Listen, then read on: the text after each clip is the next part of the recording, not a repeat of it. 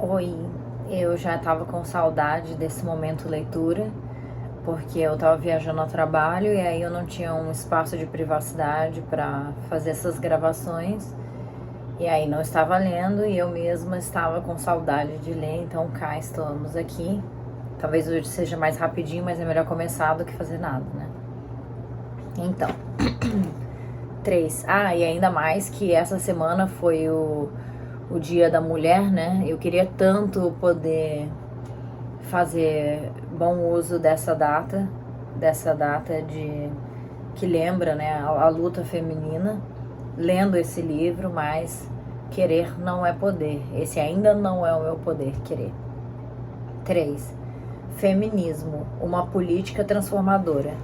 Vivemos em um mundo em crise governado por políticos de dominação, um mundo onde a crença em uma noção de superior e inferior e a sua concomitante ideologia de que o superior deveria governar o inferior afetam a vida de todas as pessoas em todos os lugares, sejam pobres ou privilegiadas, letradas ou iletradas. A desumanização sistêmica, a fome, a devastação ecológica, a contaminação industrial e a possibilidade de destruição nuclear são realidades que nos lembram diariamente de que estamos em crise. Pensadoras feministas contemporâneas frequentemente citam as políticas sexuais como a origem dessa crise. Elas insistem na diferença como fator que dá oportunidade para a separação e a dominação e sugerem que a diferenciação do status entre mulheres e homens é uma indicação de que a dominação patriarcal do planeta é a raiz do problema. Tal hipótese tem fundamentado a noção de que a eliminação da opressão machista conduziria necessariamente à erradicação de todas as formas de dominação. É um argumento que tem levado influentes mulheres brancas ocidentais a acreditar que o movimento feminista deveria ser a agenda política central de mulheres em todo o mundo. Ideologicamente, pensar nessa direção permite às mulheres ocidentais, especialmente as mulheres brancas privilegiadas, sugerir que a exploração racista e de classe é apenas fruto do sistema maior, o patriarcado. Dentro do movimento feminista do Ocidente, isso tem levado à hipótese de que enfrentar a dominação patriarcal é uma ação feminista mais legítima do que enfrentar o racismo ou outras formas de dominação. Tal pensamento prevalece apesar das duras críticas feitas por mulheres negras e outras mulheres não brancas que questionam essa premissa. Especular sobre uma divisão antagônica entre homens e mulheres existente nas primeiras comunidades humanas é impor ao passado, aos grupos não brancos, uma visão de mundo que se encaixa perfeitamente nos paradigmas feministas contemporâneos que nomeiam o homem como inimigo e a mulher como vítima. Claramente, a diferenciação entre forte e fraco, poderoso e impotente tem sido um aspecto central definidor de gênero no mundo, carregando consigo o pressuposto de que homens deveriam ter maior autoridade e governar as mulheres. Tão significativo e importante quanto esse fato é que não se deveria encobrir a realidade de que mulheres podem participar e realmente participam das políticas de dominação, tanto como perpetradoras quanto como vítimas. Dominamos, somos dominadas. Se o foco na dominação patriarcal mascara essa realidade ou se torna o meio pelo qual as mulheres desviam a atenção das reais condições e situações de nossas vidas, então as mulheres cooperam com a submissão e a promoção da falsa consciência, inibindo a nossa capacidade de assumir responsabilidades pela transformação de nós mesmas e da sociedade. Especulando sobre os primeiros arranjos sociais humanos, sobre mulheres e homens lutando para sobreviver em pequenas comunidades, é possível que a relação pai, mãe, criança, com sua real, perene e imposta estrutura de dependência, de forte e fraco, de poderoso e impotente, seja um lugar para a construção de um paradigma de dominação, enquanto essa circunstância de dependência não necessariamente conduz à dominação, presta-se à encenação de um drama social em que a dominação poderia facilmente ocorrer como um meio de exercitar e manter o controle. Essa especulação não põe mulheres fora da prática de dominação, no papel exclusivo de vítimas. Ela, contudo, nomeia mulheres como agentes de dominação, como potenciais teóricas e criadoras de um paradigma de relacionamentos sociais no qual aqueles grupos de indivíduos designados como fortes exercem poder tanto de forma benevolente quanto coerciva sobre aqueles designados como fracos. Enfatizar paradigmas de dominação que chamam a atenção para a capacidade da mulher de dominar é uma maneira de desconstruir e desafiar a noção simplista de que o homem é o inimigo e a mulher a vítima, a noção de que os homens sempre foram os opressores. Tal pensamento nos permite examinar o nosso papel como mulheres na perpetuação de sistemas de dominação. Para compreender dominação, precisamos compreender que a nossa capacidade como mulheres e homens de ser dominados ou dominadores é um ponto de conexão, uma convergência. Mesmo falando a partir da experiência particular de viver como uma mulher negra nos Estados Unidos, uma sociedade de supremacia branca, capitalista, patriarcal, onde um pequeno número de homens brancos e ilustres homens brancos constitui os grupos dominantes, compreendendo que em muitos lugares no mundo, oprimidos e opressores compartilham a mesma cor. Compreendo que bem aqui, neste recinto, oprimidos e opressores compartilham do mesmo gênero. Bem agora, enquanto eu falo, um homem que é vitimado, ferido, machucado pelo racismo e pela exploração de classe, está ativamente dominando uma mulher em sua vida. Mesmo enquanto eu falo, mulheres também exploradas, vítimas, estão dominando crianças. É preciso lembrar, enquanto pensamos criticamente sobre dominação, que nós todos temos a capacidade de agir de maneira que oprimem, dominam, machucam, seja esse poder institucionalizado ou não. É preciso lembrar que, primeiro, precisamos enfrentar o opressor em potencial dentro de nós. Precisamos resgatar a vítima em potencial dentro de nós.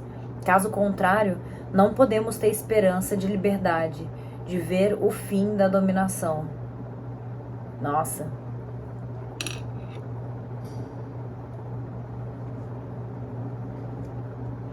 Esse conhecimento parece especialmente importante neste momento histórico, quando mulheres negras e outras mulheres não brancas trabalham para criar consciência sobre as maneiras como o racismo dá poder às mulheres brancas para agirem como exploradoras e opressoras.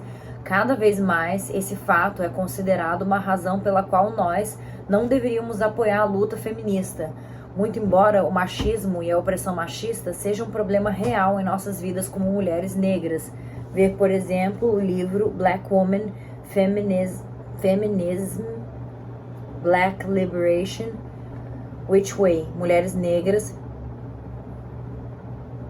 Feminism, não estou sabendo pronunciar direito.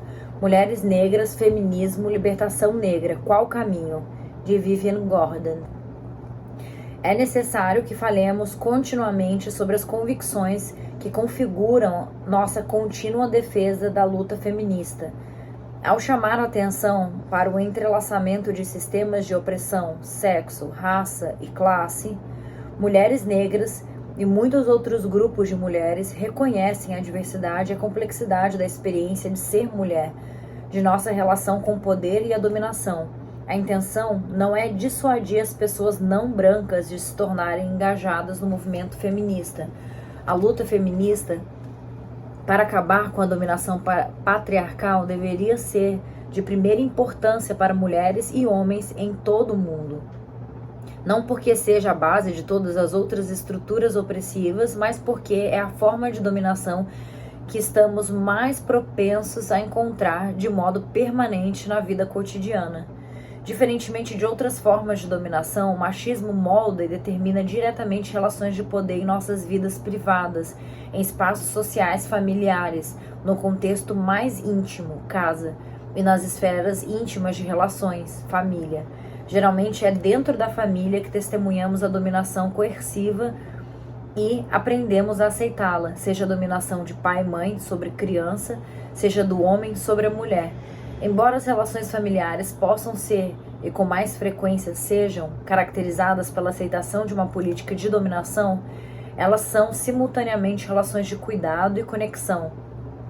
É essa convergência de dois impulsos contraditórios, a insistência em promover o crescimento e a insistência em inibir o crescimento, que fornece um contexto prático para a crítica, a resistência e a transformação feministas.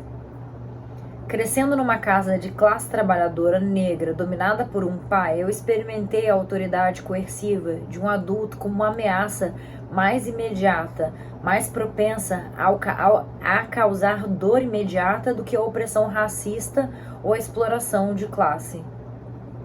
Era também evidente que experimentar explosão e opressão dentro de casa faria com que alguém se sentisse ainda mais impotente quando encontrava forças dominantes fora de casa. Isso é verdade para muitas pessoas. Se somos incapazes de enfrentar e acabar com a dominação nas relações em que há cuidado, parece totalmente inimaginável que possamos enfrentar e acabar com ela em outras relações institucionalizadas de poder. Se não podemos convencer nossas mães e ou pais a se preocuparem com não nos humilhar e diminuir, como podemos pensar em convencer ou enfrentar um empregador, alguém que se ama, um estranho que sistematicamente humilha e deprecia?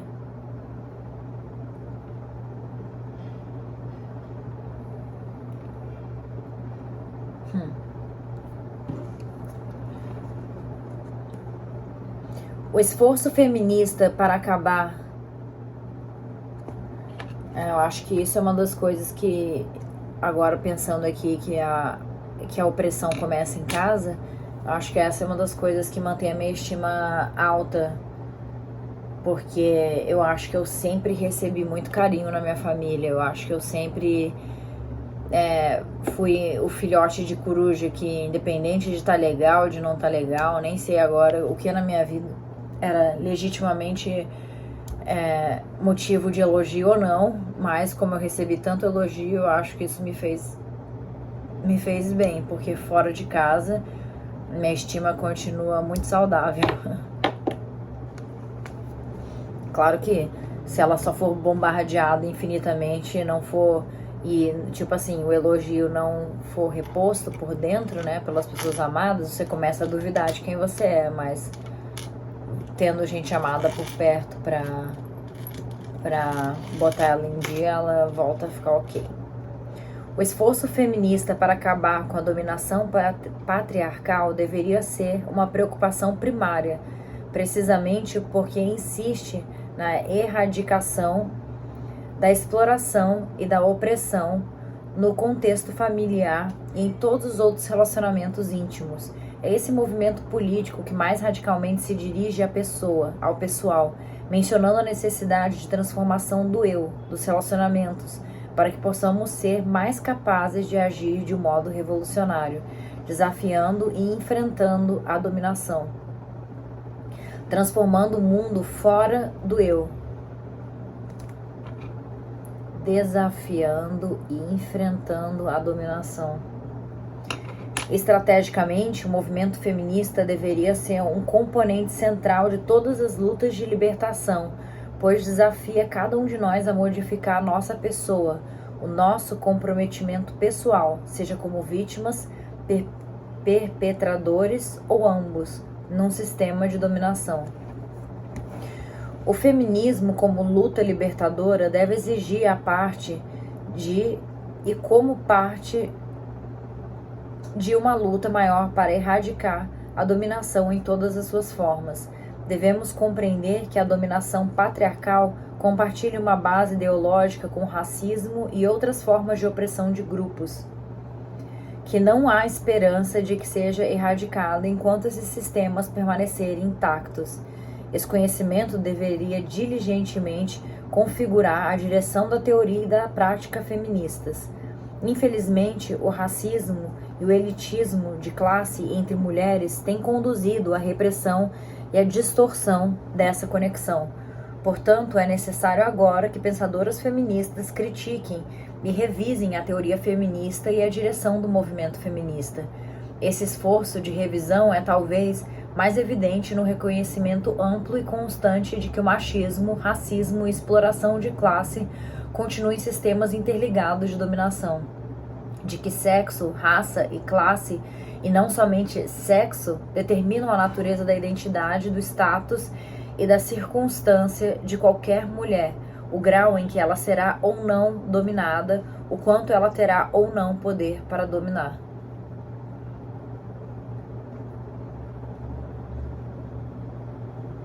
Sexo, raça e classe. Ao mesmo tempo que o reconhecimento da complexa natureza da condição de mulher, impresso na consciência de todos, sobretudo por mulheres não brancas radicais, é um disciplinador significativo, também é somente um ponto de partida. Ele fornece uma estrutura de referência que deve servir como base para alterar e revisar meticulosamente teoria e prática feministas.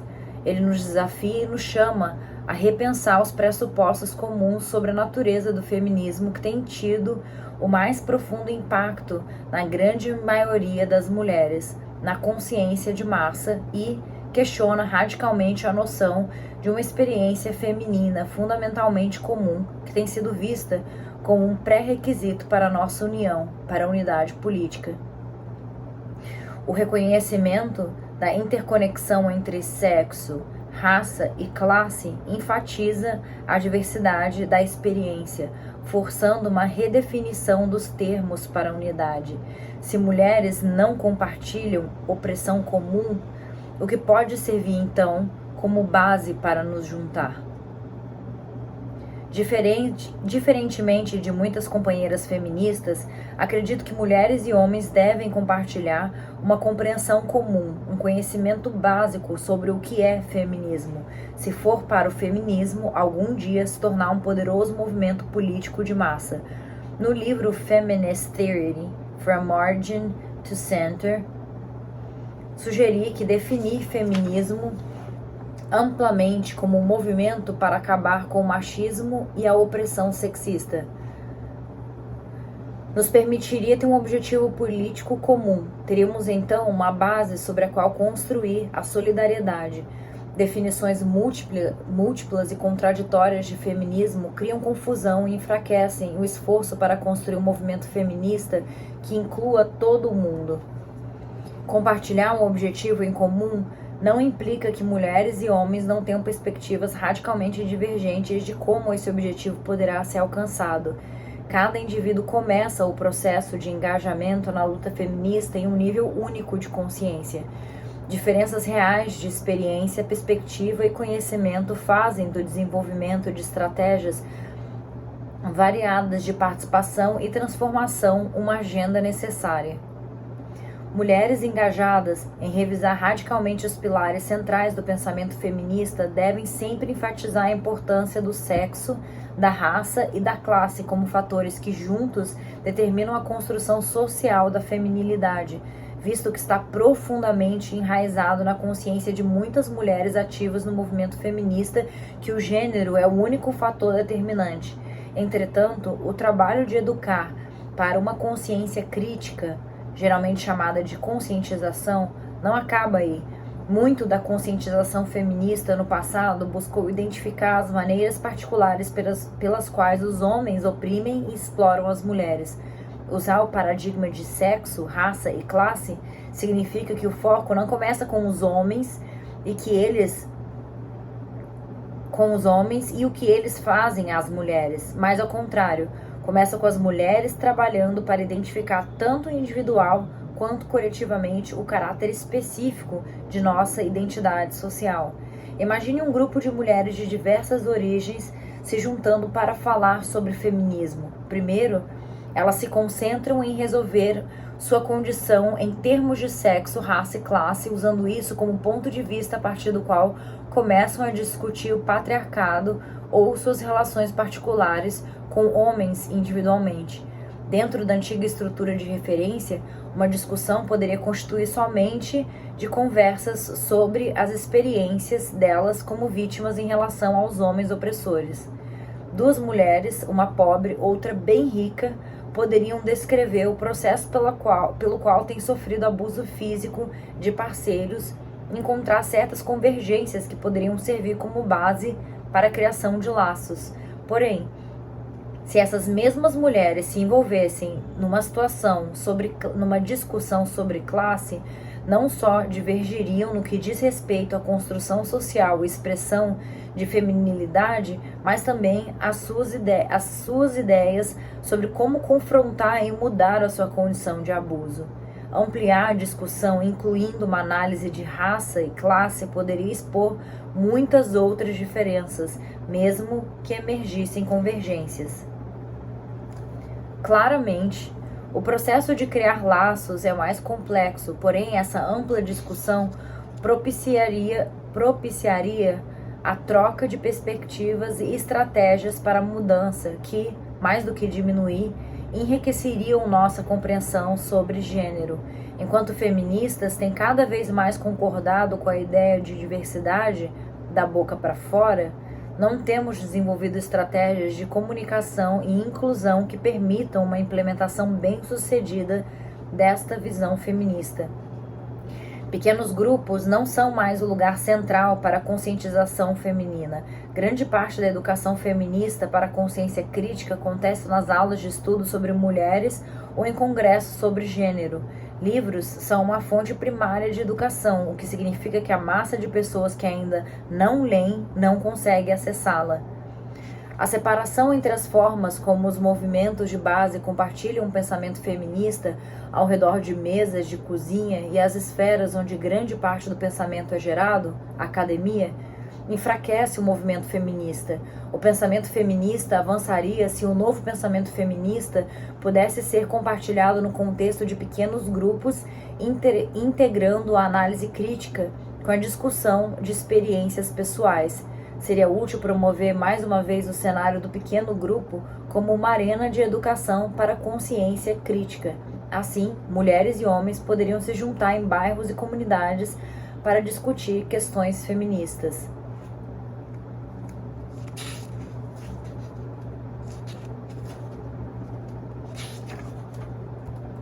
Pequenos grupos continuam sendo um importante espaço de educação para a consciência crítica por várias razões. Um aspecto especialmente importante para o contexto de pequenos grupos é a ênfase na comunidade do pensamento feminista e da teoria feminista de um modo que seja facilmente compreendido.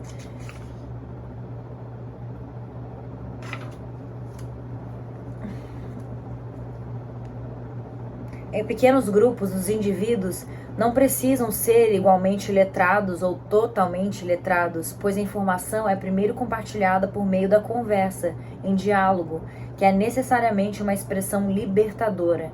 A alfabetização deveria ser um objetivo para as feministas, ao mesmo tempo que devemos garantir que não se torne uma exigência para a participação na educação feminista.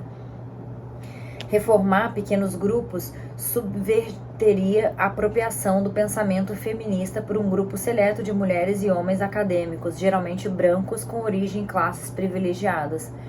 Pequenos grupos de pessoas engajando-se juntos numa discussão feminista, numa classe dialética, criam um espaço onde o pessoal é político, como ponto de partida da educação para a consciência crítica e, como tal, pode ser estendido a uma politização do eu focada em fazer compreender as maneiras pelas quais sexo, raça e classe juntos determinam o nosso destino individual e a nossa experiência coletiva. O movimento feminista avançaria se muitas pensadoras feministas renomadas participassem de pequenos grupos, reexaminando criticamente como seus trabalhos podem ser modificados ao incorporar perspectivas mais amplas. Todos os esforços de autotransformação nos desafiam a nos engajar em permanente autoexame crítico e de reflexão sobre a prática feminista, sobre como vivemos no mundo. Esse comprometimento individual, quando aliado ao engajamento numa discussão coletiva, proporciona um espaço para a resposta crítica que fortalece os nossos esforços para mudar e nos tornarmos novos. É nesse comprometimento com os princípios feministas em nossas palavras e feitos que reside a esperança de uma revolução feminista.